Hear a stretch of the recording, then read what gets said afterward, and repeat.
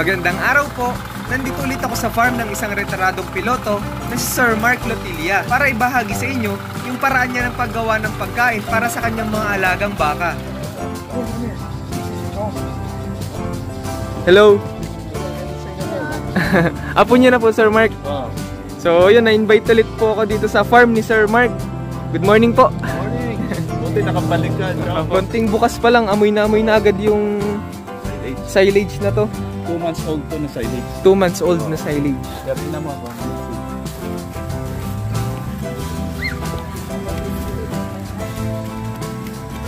In-invite niya ako dito para daw mapagbigyan yung mga nagre-request na may feature yung process ng pag-silage ng mais. Medyo madami kasi nag-request sa last video na ginawa ko dito sa farm ni Sir Mark. Sa vlog na ito ay malalaman natin yung process ng pag-silage ng mais at makikita din natin yung mga machine at equipment na ginagamit ni Sir Mark dito sa kanyang farm. July 21, noong una kong na-feature itong farm ni Sir Mark, makikita natin na maliliit pa yung mga tanim niya na yellow corn. After almost 2 months, ay ito na yung mga tanim. Ready to harvest na.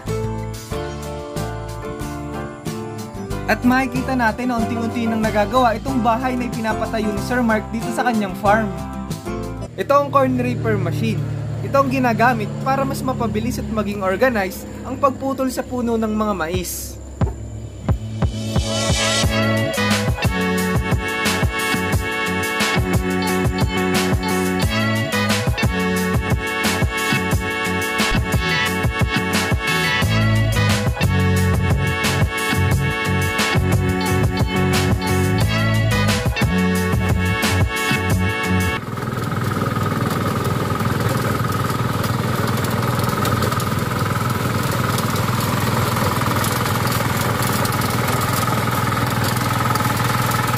Makikita natin na 2 hanggang 3 puno ng mais ang napuputol nito ng sabay-sabay.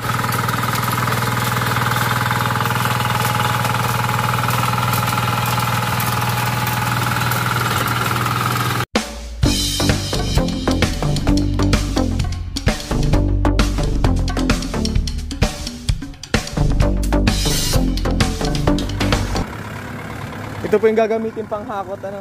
Dito ikakarga yung mga mais na binubuhat ni na kuya, katulad nito.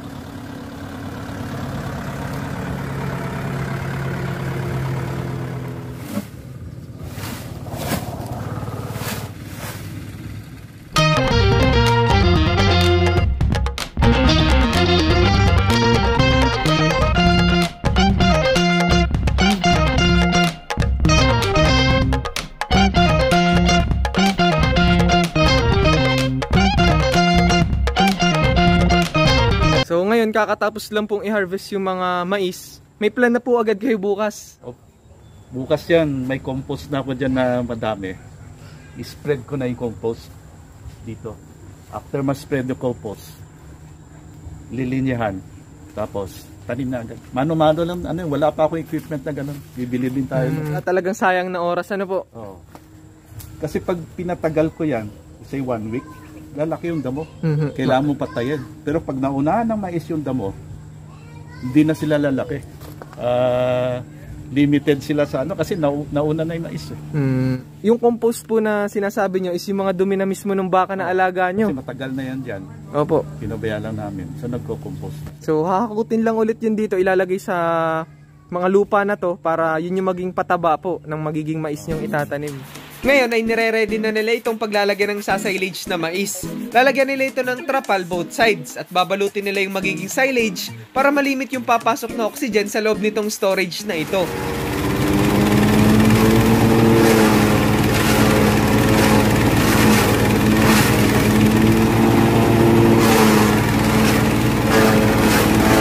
Makikita natin na isinasama nilang bunga ng mais. Dahil ayon kay Sir Mark, mas magiging masustansya ang silage pagkasama ang bunga nito. 2.5 months pa lang ang edad ng mga mais na ito, kaya medyo malambot pa. Pero kung balak nyong ibenta ang bunga ng mais, pwede din naman. Hintayin nyo lang maging magulang ang mais at ibukod nyo lang ang pag-harvest ng puno at bunga nito. Kumikita ka na sa mais, meron ka pang masustansyang pagkain ng mga baka.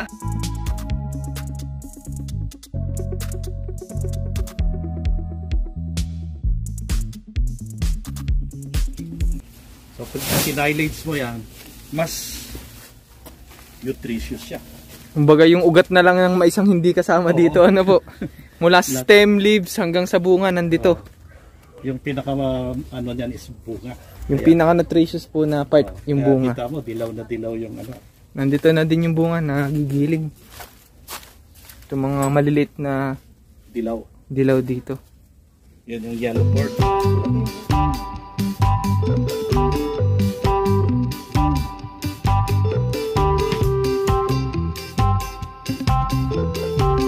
Every 1 foot, pit-pit na po. Para siksik talaga. Kumbaga mabawasan yung hangin na papasok talaga dito sa silo na to. After nilang ma-chopper lahat ng puno ng mais, i-cover nila ito ng airtight. Yung halos wala makakapasok na hangin. After at least 3 weeks, ay pwede na lang ipakain ito sa baka. Ayon nga kay Sir Mark, pwede daw itong tumagal hanggang 1 year. Basta maayos ang pagkakastor. Konting bukas pa lang, amoy na agad yung silage na to. 2 months old to na silage. 2 months old na silage. Kaya tingnan mo kung ano tsura.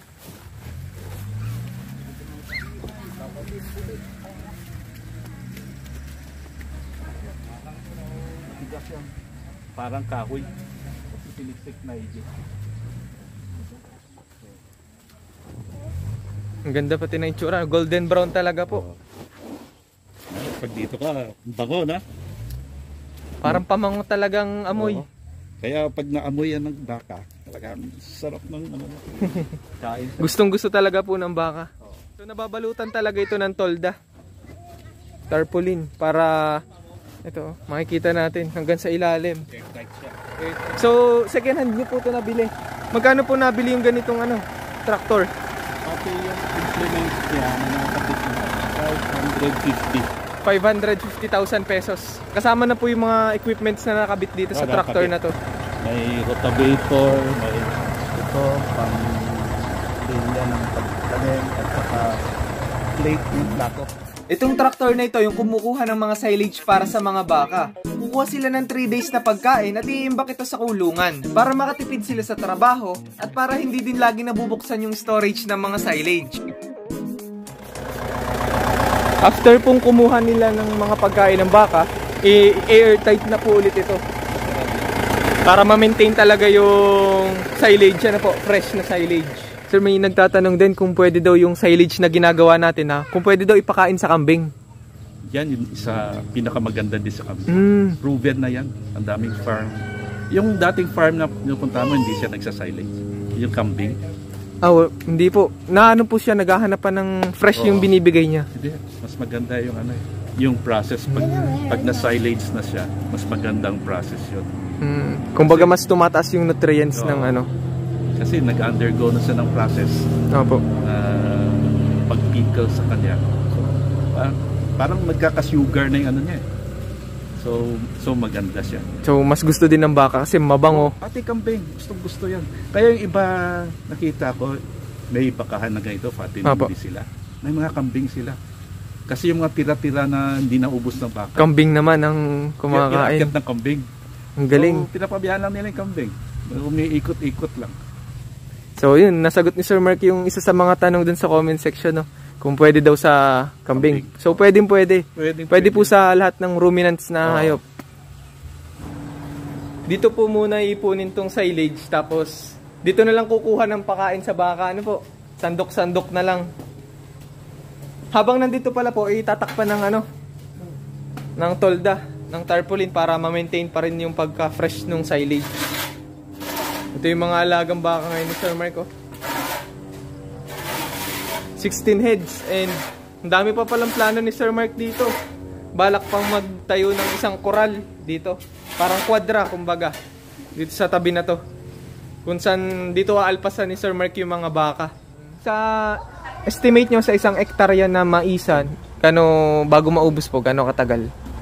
Kung yan, lang yan, 16 heads. Opo, 16 heads. 6 weeks siguro. 6 weeks. Hindi lang silage yung pinapakain ni Sir Mark sa kanyang mga baka. Pinapainom niya din ito na may halong feeds 2 beses sa isang araw. Ano po ang baling formula nitong painom niya na to? Feeds. Cattle feeds. Cattle feeds, tubig, asin at molasses. Cattle feeds, asin, tubig at molasses. Pag-halu-haluin lang sa ganitong timba. Isang timbang ganyan. Yung tubig, hindi talaga nawawalan po.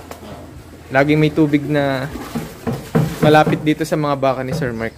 Mukhang mahihilig si Lucas sa baka. Yeah. How many cows do you have here? 5? 5 You have 5 cows. How many horses do you have? 5 5 din. Just gonna shout out. I shout out to my Tita Ita and my Tito Chi and my Tita Christine and my Tito Chris. Tito Chris and My cousin. and my cousins Ellie and Amelia. Happy birthday, Tita Ita. I miss you so much. Okay. Hi. Hi. Ang galing. Bakal po itong sahig na to. Bakal? Yung frame niya, nakal. Para matibay. Pati process ko lang, bakal yan. Tapos may attic yan. Ay, yung ano. Kasi gusto niya may attic. May attic balik dito. Ito yung balik kwarto namin. Yung aircon ko yan. Tapos may double deck, may attic doon. Tapos may banyo din yan sa taas. Yan, excited siya. Uwi lang. Yan yung attic sa taas. Bali, aircon ko ng banyo.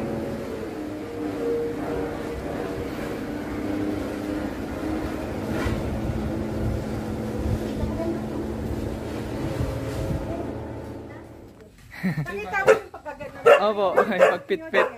Yun na yung last process and then i-cover na lang po. Thank you, Job. Thank you po, Sir Mark. Sa ulitin. Sa ulitin po. Next project ulit natin. Oh, sa mga gustong pumunta dito, okay, open na itong farm namin. Dito na sa Banay-Banay. Banay-banay. Yung landmark is makita mo yung Toyota Lipa. Pasok na doon sa side street. Kasi nandun na yung property. Sa amin is Mark Beth Lutilia. Sa amin yan ni sa misis ko, Mark Beth Lutilia. Kung gusto, may mga tanong kayo, sa message. doon, just masasagot ko. Opo. Kung gusto niyo pumunta, mag-visit or mag-vlog din sa farm ni Sir Mark. Sobrang bait at approachable po ni Sir Mark. Maraming salamat po, Sir Mark. Thank you, Joe. Sunod, punta tayo sa Juliana's Farm para makita natin yung magandang process nila. Ano nga po eh. Bibili akong paka doon.